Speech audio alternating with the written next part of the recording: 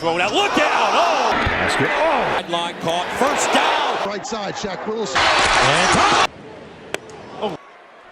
Look out. Oh. Hi, I'm Dr. Mo from Spark Sports Medicine, and I'm here to speak a little bit about concussion. What is a concussion? Simply put, a concussion is a functional impairment that affects your thinking, your mood, results in a lot of physical symptoms. And I often tell my young patients, your brain's not working right temporarily. It will get better. I think some of the misconceptions about what a concussion is are also very important to address. A concussion is not a bruise of the brain, a bleed of the brain. It's not any structural abnormality whatsoever. So a CT scan or an MRI scan of the brain is actually going to look normal because there is no structural abnormalities. The other important point of misconception is that loss of consciousness is required as part of the diagnostic criteria for having a concussion, and that's actually not true.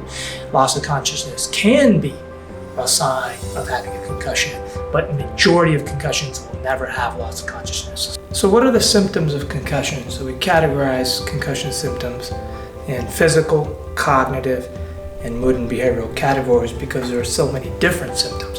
There are physical symptoms. Most commonly, those are going to be your headache, dizziness, nausea. There's often a lot of balance and vision, what we call vestibular ocular symptoms under the physical category.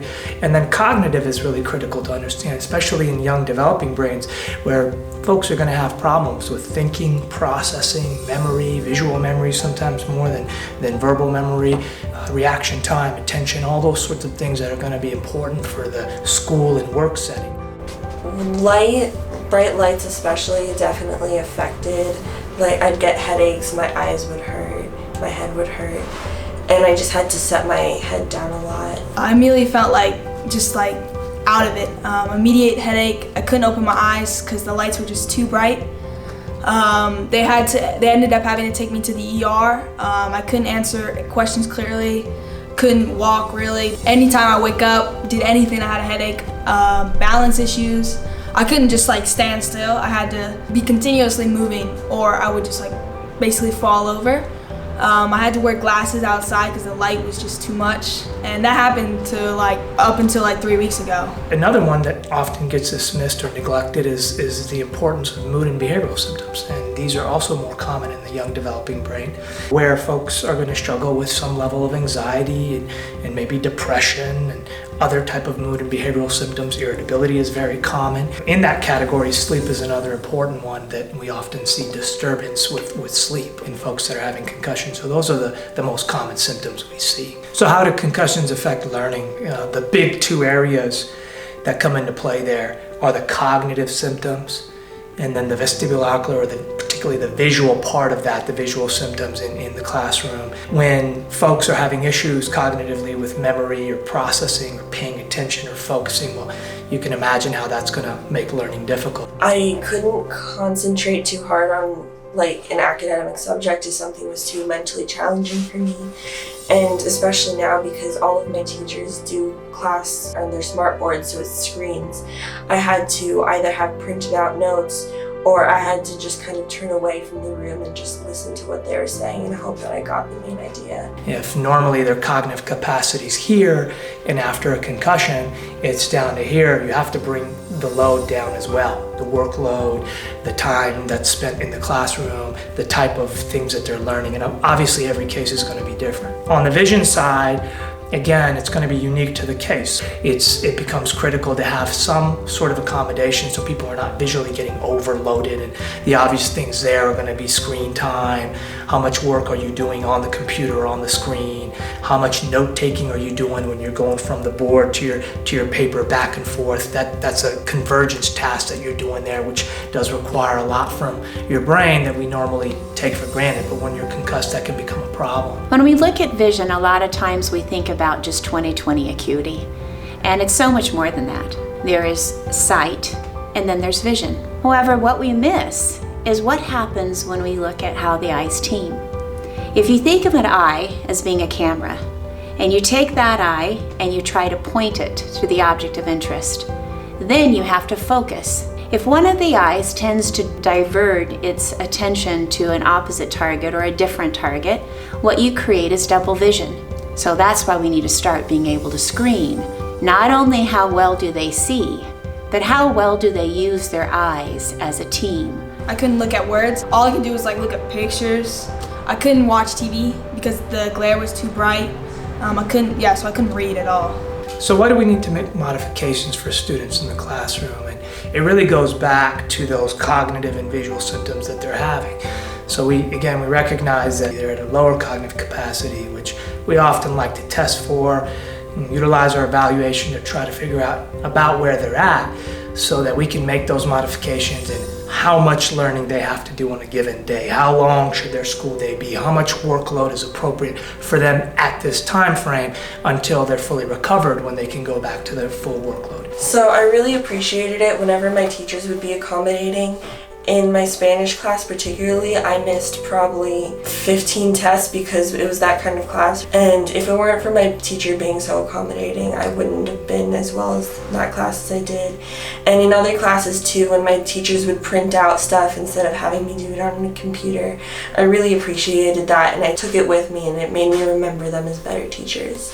When you have a concussion with cognitive and visual symptoms, you're going to need to make modifications on the cognitive sides of things with respect to learning in the classroom. How much learning can they do? What complexity of learning can they handle? And then also make modifications for how much visual load they have in a class. If students are having a lot of post-traumatic migraine type headaches, you may have a modification where you want them having breaks a lot more regularly. If they're having a lot of sound sensitivity or light sensitivity, you may make modifications where they're allowed to wear sunglasses or have earplugs while they're in the classroom. If they have a lot of mood symptoms, one of your modifications might be that you have them check in with the counselor once or twice a day to see how they're doing.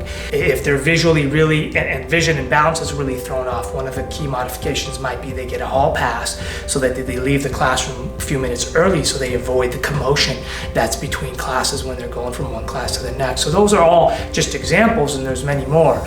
But at the end of the day, those modifications go a long, long way to allowing these kids to recover quicker. So how do concussions affect other activities? The big obvious one is obviously sports. Concussion protocols began in the sports arena and now have moved into the classroom arena. But basically, we know that if we have a concussed athlete, they're not going to be participating in their sport. Beyond that, though, there are other things.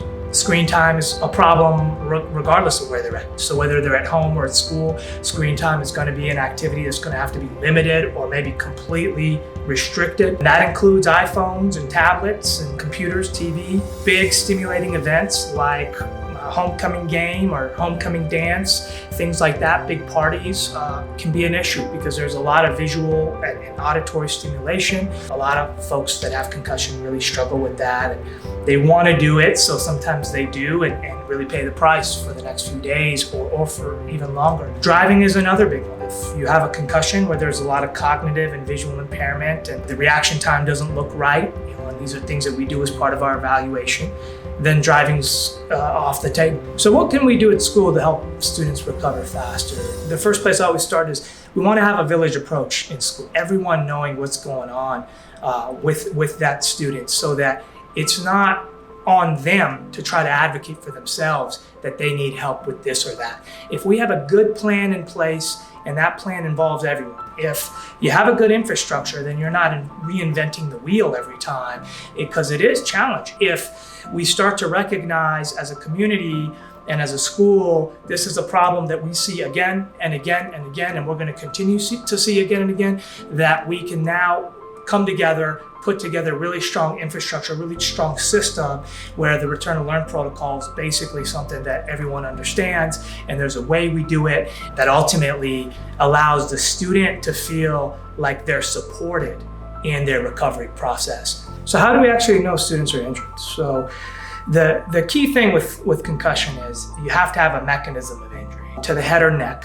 And if you have one or more symptoms, that's all it is, one or more sustained symptoms after the mechanism of injury to the head or neck, then that is a suspected concussion until proven otherwise. eyes. What we do when we eventually see these folks come in, we're obviously asking about their symptoms, but then we go on to do some more sophisticated testing on the physical exam. In particular, we're looking at balance, oculomotor movements, what we call the vestibular ocular motor screen, and then sometimes doing a little bit more sophisticated testing, looking at their cognitive tests, looking at oculomotor tests, sometimes using oculomotor tracker, as well as other tests like exercise tolerance, so on and so forth. But really the bottom line is, if you have a mechanism of injury and you have one or more sustained symptoms, that's a suspected concussion, and that person should be evaluated to either rule in or rule out that concussion. The next question a lot of people want to know is, well, how long can we expect the symptoms to last, or how long until recovery? And that's also a difficult question to answer because there's a lot of variability. Brains are complicated, every mechanism of injury is different. But the bottom line is, we do have average numbers, and it's about 2 to 3 weeks in the teen age group that we're gonna see, at the high schools. And some kids can be better before that, some kids can take longer, but we know that 80 to 90% are gonna be better within a month. There is another 10 to 20% that's not uncommon that are gonna continue to have symptoms beyond a month. And that's called a concussion with prolonged symptoms, or post-concussive syndrome. And in those cases, those folks are typically better by 3 months, but sometimes do have symptoms for 6 months, 9 months, and even longer. So what are the therapies that we use to help these students get better?